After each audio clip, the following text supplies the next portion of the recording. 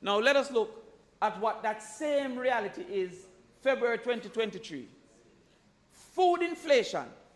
Now we can't use total inflation because I made it clear that this was on food. On the right. And remember about 3 years ago I warned that there were some within certain income brackets that the entire basket didn't apply to because they only almost eat food. So sometime when the general inflation is at 9 or 6 or 5, the food inflation is they can't feed themselves. So the food inflation was actually based on starting at this point now in February 11, and I use February because the budget come in March, 11.3%. So what happens now, the cost of the grocery before taxes is now 44,520. The tax rate remains the same, 15%. And so now this person pays 6,678. The total tax paid on food for the year is now 80,136, an increase in taxes paid of 11.3%. So while there is no new taxes, there is additional taxes, and the person at the micro is paying more taxes, therefore is feeling a greater pressure, especially if this person has not received a salary increase. Or the teacher. The police. Right. The garbage collector. Right. But the person also at the micro is a child. Yes. And the child don't earn income. But still their consumption is taxed. So therefore, when you say that the general increase can be based on multiple things, that is true. One of the things is that each individual, based on inflationary pressures, is being asked to pay more taxes at the micro. And that is the point that the leader of opposition was making. It's important that we understand that, because in any other entity or industry or business, if you pay more, you should expect and demand more. So therefore, the people therefore must be told and made to understand that they are paying more and therefore should demand more and should expect more. So if I go to a restaurant, last week is 3,000 and this week is 5,000, I want something else. Is it a better service or better food or better environment? There must be something within the space that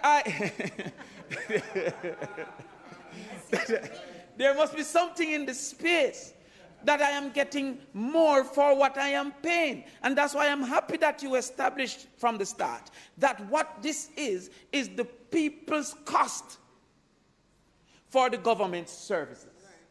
And the people's cost has increased. Now there has been more activity, and that's one portion of the increase. There has not been no rate increase, so therefore that's why I can't say no new taxes.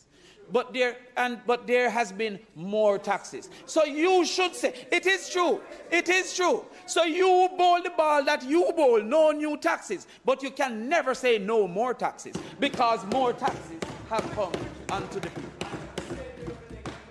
So, yeah. And the people are paying more. And the basis of that differentiation is that the payer should demand more for what he is paying. And they should demand more too, because the business is a micro entity just like the person.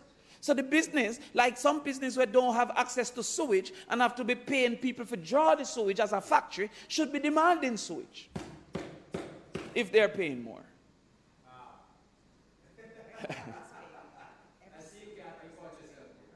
No worries, no worries. Yeah, I don't know what every business does for it to say. So the conversation then really lies in government's proposed policies. No one can deny that these targets and approaches started under the People's National Party government with the renewed IMF program after it was wrecked by the Jamaica Labour Party in between the 2007 and 2011. Let us not forget that the JLP was unwilling to even take the test. And when the PMP came into power, is that we had difficulty as a country, because IMF don't care about John Brown and Mary Jane. The country, or JLP and PMP, the country had difficulty in renegotiating, and that is why I refuse to make history die. Because why is it that we refuse to give the Right Honorable Portia Simpson her props for what she has changed? No, that is true. You have always been willing, and I accept you, Senator Hill. But there are a majority of people that even within our spaces transfer it to only the finance aspect, and externally there are many now seeking to bridle Prime Minister Holness and Minister Clark as the architects and the masters and the heroes of this policy. But I was there when we couldn't get a road as an MP. I was there that they were saying that we were austerity government and we can't balance people's lives. But I'm going to go further. The Gaines being appointed to Holness, I was there in 2015 when Prime Minister Holness. Give me a chance. Prime Minister Holness, that is now acting as if he is the chief defender of these targets and the greatest believer.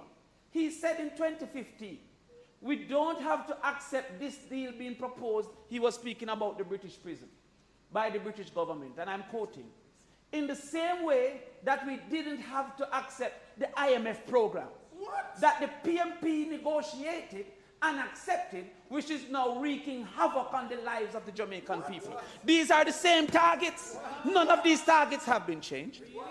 None of these targets have been changed. No, we go further. He said, hold on, they can't come to the point about it. He said, what is the trend emerging, and I quote, from all of this signing of secret memorandum, signing secret treaty, and selling us out to the IMF? The same targets. Really? That they are now claiming we are the ones willing. He said it was a sellout. No, this is a quote. This is a direct quote, an absolute quote. He says, this government, continue to quote, will sell you out. This government is not looking for your best interests. They are not looking to protect your rights. They are not looking to protect taxpayers of this country. This government is a spineless government that will sell you out. And now we are robbing Portia Simpson of history by claiming that these are the people that are the true protectors of the fiscal discipline that we had. Yeah, I can't see. No worry yourself. There is a culmination of events because it's just about 1:20 or it's 1:20 somewhere, and Senator Crawford time is about to expire. So if you do give me a dual question. Mr. President, given that the Speaker's time has expired and we're now at 1:20 approximately, asking that his time be extended for him to complete and that we extend the business of the Senate beyond 1:30. I'm entertaining no divide. Members would have heard the question. Those in favor? Thank you. Senator Crawford. Thank you, and thank you very much for being so kind. As Senator Rodriguez was about to divide it, it's one of my favorite senators, you know. She knew I was coming today, so she looked like me now. I love the hairstyle. So, but the JLP is known for what the young people now call gaslighting, because they have a habit of just claiming things as theirs. I mean, I was watching the most recent speech by Minister Clark. And Minister Clark says, we are not following the PMP, and instead we are responding with subsidized electricity bills as a program. Really? You mean this subsidized electricity bill proposed by the PMP? That was in our manifesto, not in your manifesto, but it's yours, and you're not following us, because if you followed us, it would have wrecked. When we were clear that this was our response to the suffering the people were making in an election called in the middle of a COVID thing. So all of a sudden, he says he will not follow us. But we did this. That was better than what they would have done. When is our thing he did? So I am there confused now, because how do you disagree with your thing? No wonder the people say in the opposition not opposing. the people say the opposition is not opposing. But it's not new, it's not new, it's not new. I can't really see these things so well, but employment of youth, you have taken the proposal for hard to be STEM, right? And we have to claim these things because we are the first people to say hard should be extended to STEM education. This is in our manifesto as well. And so we congratulate the Prime Minister, who we know have a copy on his bedside table, to do that. We are the first people as well that said that there should be a single person mortgage at NHT. We first proposed that, and now it's a big proposal 3 years later, like nothing never come out of it. I was reading the paper one time and I said, the Prime Minister Holiness proposed rent to buy. I said, like, what? I said, am I Prime Minister Holiness? Well, we're not even go through that. We come here have enough things. Come now. Yeah, but take it out of the 2020. Say you change your mind. You change your mind. But let me go to areas of agreement. First of all, I congratulate Prime Minister Holiness on being brave enough to make an appreciable increase in minimum wage. The leader of the opposition called for 12 last year, and he gave to 30. But I still congratulate him because I know the resistance that these changes in minimum wage would happen. So while there might have been agreement, you still the man uneasy is the head that wear the crown. I'm going to really congratulate him a lot. It takes people if it start to hate him for him do something when we agree with. So therefore, but no, I am saying I stand on the ground that bravery, and I'm speaking as a businessman, a businessman who's concerned about every single cost. We're concerned about increasing the cost of energy. We're concerned about increasing the cost of inputs. We're concerned about increasing the cost of security. And indeed, we're concerned about increasing the cost of labor. So therefore, once there is an increase in cost, there's consternation in the person that is seeking to maximize profit. However, as a citizen as well, I am also concerned about a person's living standard who's willing to put effort in our economic activity. There should be a minimum living standard for an individual willing to exert effort. Yes, agreed. And business people who are of good intent are constrained by the market when there's a low minimum wage. Because you can't willingly go and then pay a high minimum wage, especially when wage is a high percent of your total cost, because you will then not be able to compete with price. Right. So therefore, it almost is dependent on the government. Sometimes I hear some people say, you can choose to pay. You can choose. How if you choose to pay when you're competing with other people selling? You think nobody going to the supermarket say, this is a high minimum wage egg? Nobody's doing that. So sometimes I just, but sometimes people come with just uninformed thing. It is dependent on the government, and this government did it, and I am grateful, and I am proud, and I'm saying, and you did it before, yeah, you did it before, but I'm saying that I'm in agreement with that. I'm in agreement. No problem. We're gonna come to that. You always approve me, right? No.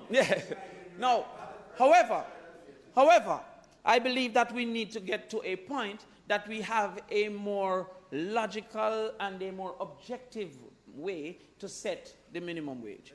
and one that isn't dependent on the polls showing that you are not favorable to the people, right? So therefore, I did some research, and the research showed that there are many countries, like Germany, for example, that use a percent of the mean wage. So therefore, Germany will say 50% of the mean wage is the minimum wage, the average wage is the minimum wage. And so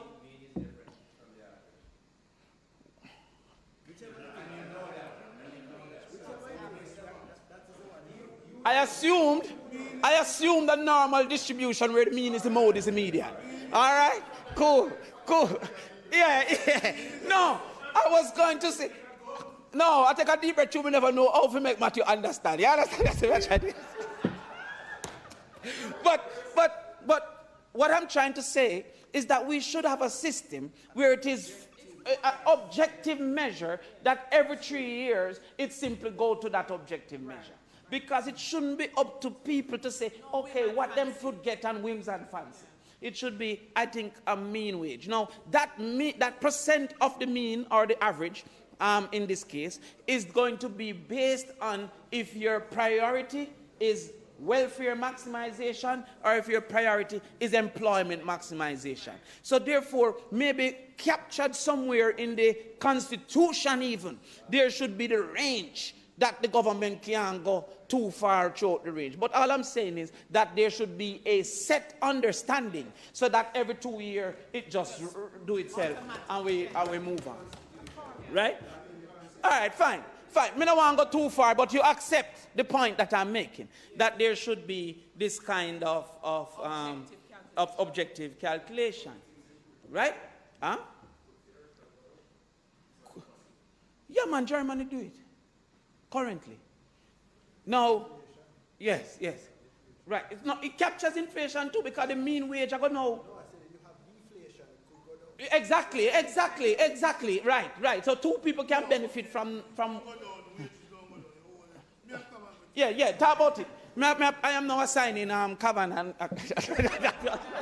All right. Now, there also, I believe, should have been conversation about a special minimum wage. I'm coming now to the people down in the West and the hotels, etc.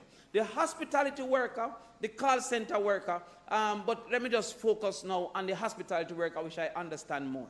We have a special minimum wage for security guard. But the hospitality worker cannot be guaranteed to work a 40-hour work week. He cannot be guaranteed, Senator Sinclair.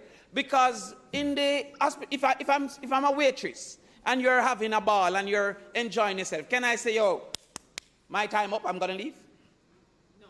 Him cannot do that. He must serve till you're ready to leave. So if it's right. So there are gonna be many a time, Senator Scott Matley, that his work week is really 48 and 52, and them not have no true method of overtime for him. So because of that reality, paired with the reality that the industry is booming, as said by Sir Hill, then the participants within the industry should then get special consideration. And it is employing so much people that a government should be concerned and considerate. So therefore, while I applaud, may I say, over this side, there is a different way, and that different way may be accepted to be a better way, because we think that you should have a special one for the hotels, and the call center should be considered, but you also should have an objective way, so that the polls don't decide what happens each time. Agreed. Now, Senator Hill gone, I'm not here for the class. But they were trying to give the impression that this is a big increase, the biggest increase. Well, of the 5 largest increase in minimum wage, the PMP have 4. Ooh, really? Tell us more. Let's look. 1994, that was 67%. 98% inflation. No, that's one thing I don't like. You're mixing up the year. No, not just the year. You're mixing up the concepts. I said minimum wage increase. Now the man start talking about all different kind of things. In 1994, the PMP gave a minimum wage increase considering all factors of 67%. In 1996, 60%. In 1999, 50%. And in 2002, 50%. So while the JLP wants to celebrate and forget that history of the 5 increases, which 30, I think this one is what, 44% it is? 44%. Right.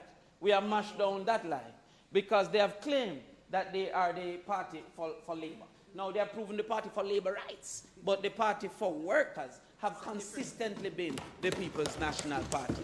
The informative information presented in this video is motivational and is positively aimed at inspiring, educating and entertaining the viewers with the cutting edge of critical reasoning. If you enjoy the contents on the Black Radar YouTube channel, please consider subscribing to show your support.